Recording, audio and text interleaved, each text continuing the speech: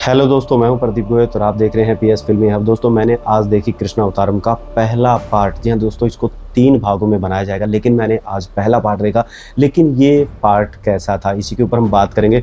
दोस्तों, सबसे पहले मैं बात करूंगा इसके विजुअल की।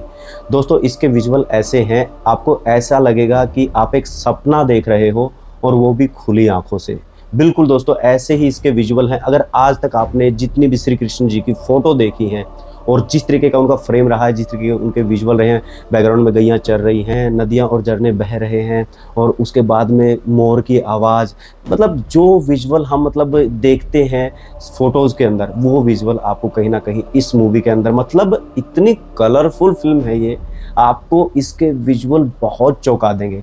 यही चीज़ है जो सबसे पहले तो आपको बांध के रखेगी। जो शॉट लिए गए हैं और ऊपर से इसका साउंड या फिर म्यूज़िक सॉन्ग, इसका बीजीएम इतना मस्त है, इतना बढ़िया इसका म्यूज़िक है, जो फ़िल्म के विजुअल का पूरे तरीके से साथ देता है। ऐसा प्यारा इसका म्यूज़िक है। और दोस्तों, सबसे बड़ी बात, जो बांसुरी की धुन है, जब श्री कृष्ण बांसुरी को मुँह से लगाते हैं और जिस तरीके से बजाते हैं, और एक दिमाग में होता है ना भाई क्या निकलेगा क्या निकलेगा, और जब वो धुन निकलती है तो आप बोलेंगे भाई यही तो है, यही तो होता है।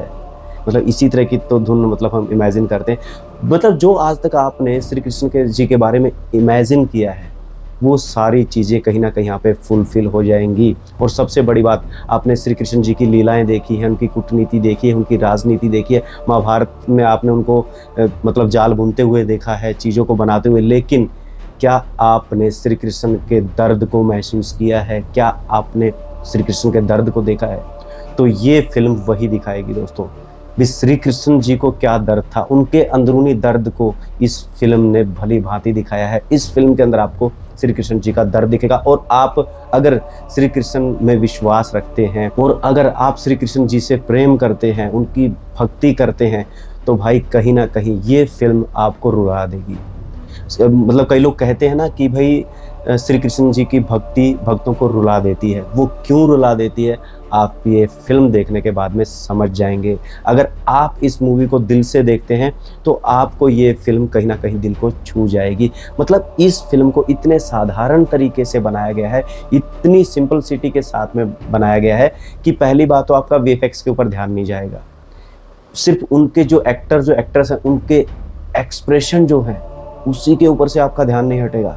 और श्री कृष्ण जी के करैक्टर को जिस तरीके से यहाँ पे दिखाया गया है, जिस तरीके से उनके डायलॉग बोलने का ढंग, जिस तरीके से उनके एक्सप्रेशन, आपको लगेगा कि साक्षात श्री कृष्ण सामने खड़े हैं।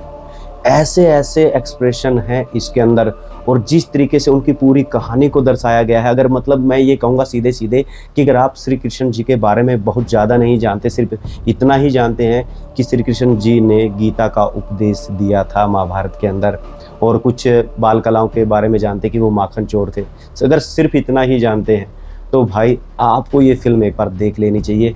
कहीं ना कहीं आपको ये ऐसा ज्ञान देगी, ऐसी आपकी धारणा को चेंज करेगी कि कृष्ण का एक अलग ही पहलू आप देखेंगे इस फिल्म के अंदर।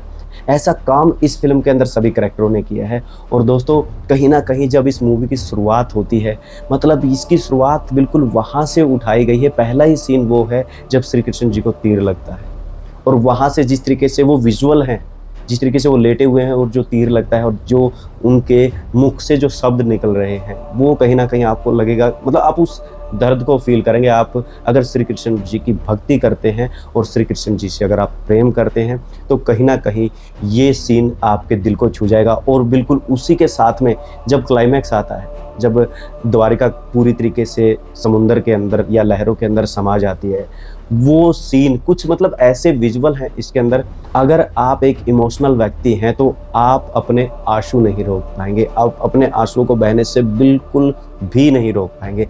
ऐसे इस फिल्म के विजुअल हैं, ऐसे सभी एक्टर एक्ट्रेस के एक्टिंग है, एक्सप्रेशन है, और म्यूज़िक, जो म्यूज़िक इस तरह की धार्मिक मूवी के अंदर चाहिए होता है, जहाँ जहाँ पे बीजीएम को जिस तरीके से रखना चाहिए था, मैं ये कहूँगा कि कहीं ना कहीं जितने प्यारे इसके विजुअल हैं, उतना ही प्यारा इसका म्यूज़िक है। दोनों का जो यहाँ पे कॉम्बिनेशन हुआ है, कहीं ना कहीं पब्लिक को पसंद आ जाएगा। बिल्कुल ये मूवी इस टाइप की है, क्योंकि जो भारतीय लोग हैं, जो भगवान में आस्था रखते हैं, श्रद्धा रखते हैं, जब वो भक्ति करते हैं तो उनके मन में कुछ ना कुछ विजुअल चलते हैं। जब आप भगवान को इमेजिन करते हैं, प्रार्थना कर रहे होते हैं, या फिर आपको कोई सीन के बारे में बताया जाता है कि श्री कृष्ण जी ने ये किया था, हनुमान जी ने ये किया था, राम जी ने ये कहा था और कहने के टाइम पे सामने ये लोग बैठे थे और इस तरीके से राम जी बोल रहे थे, तो कहीं ना कहीं हमारे दिमाग में कुछ विजुअल बनते हैं और वो विजुअल जो हमारे दिमाग में बनते हैं उनको फुलफिल करती है ये फिल्म। इस फिल्म के अंदर आपको वो विजुअल मिलेंगे, आपके कुल मिला के मैं तो ये कहूँगा कि आपके जो इमेजिन है वो आपको स्क्रीन के ऊपर दिखेंगे, क्योंकि मैंने पहला ही शब्द यूज़ किया था दोस्तों कि आप खुली आंखों से सपना देखेंगे और उस सपने को पूरा करेगी ये फिल्म। तो दोस्तों कुल मिला के मुझे तो ये मूवी बहुत अच्छी लगी और मैं इसके सेकंड और थर्ड पार्ट का भी बेसब्री से इंतज़ार करूँगा। अभी कुल मिला के रामायण का इंतज़ार तो मेरे को था, लेकिन इस फिल्म ने बहुत सारी चीज़ों को एकदम से शांत कर दिया, क्योंकि दोस्तों कहाँ पे 4000 करोड़ और कहाँ पे सिर्फ 100 करोड़। हालांकि ये फिल्म आपको कई बार सीरियल की तरह भी लग सकती है, क्योंकि कहीं ना कहीं जो इनके डायरेक्टर हैं वो धार्मिक टॉपिक के ऊपर पहले भी बहुत सारे सीरियल बना चुके हैं और जो सुपर डुपर हिट रहे हैं, तो कहीं ना कहीं वो झलक उन्होंने यहाँ पे देने की कोशिश की है।